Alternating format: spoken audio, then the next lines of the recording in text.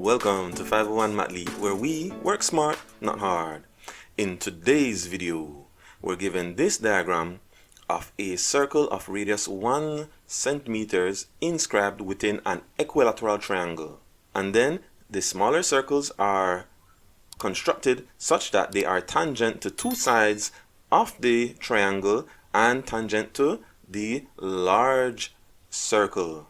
And then the smaller ones continue in the same manner. Your task is to determine the perimeter or circumference of all the circles if that process is continued infinitely many times. Pause the video here, see what you can come up with. I'm gonna solve it this way. I'll first begin by labeling vertices A, B, and C, as well as the center of the large circle D, and I'll label the point E where the large circle touches the side BC.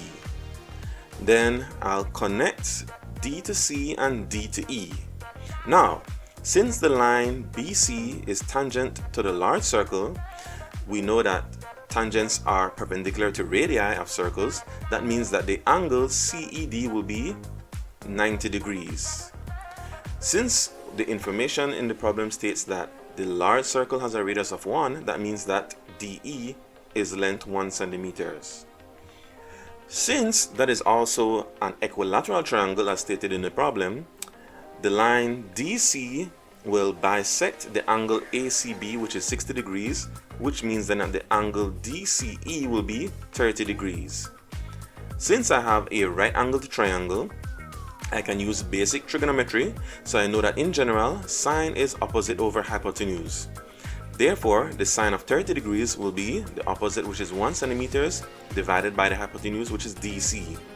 Rearranging, DC will be 1 centimeter divided by the sine of 30 degrees, which is a half, and that will give me that DC is 2 centimeters.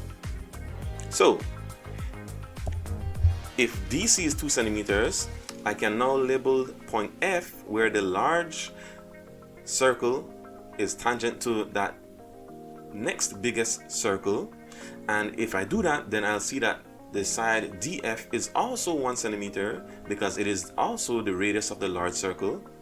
And if DF is 1 centimeter and DC is 2 centimeters, then FC will be 2 centimeters minus 1 centimeter, which is 1 centimeter. So next, let's get into actually finding the circumferences of these circles.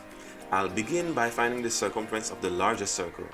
In general, we know our formula for the circumference of a circle is pi times diameter. Now, if the radius of the large circle, as seen there in yellow, is 1 centimeter, that means that the diameter will be 2 centimeters. So the circumference will be pi times 2, which in terms of pi will just be 2 pi centimeters. Now, looking at the smaller circles above that yellow circle, I can see that I have a green one there, followed by another green one, and another green one, and that is done infinitely many times, where all of those, I don't know what the individual diameters are, but I know if it is done infinitely many times towards vertex C, the sum of all of those diameters will indeed be 1 centimeter. So the circumference of all of those will be pi times 1, which is just pi centimeters. Now, the circumference of all of the circles will then be the circumference of the large yellow circle plus all of the circles at vertex A, vertex B, and vertex C. But that's just going to be 2 pi centimeters plus 3 times 1 pi centimeter, which gives us that the answer is 5 pi centimeters.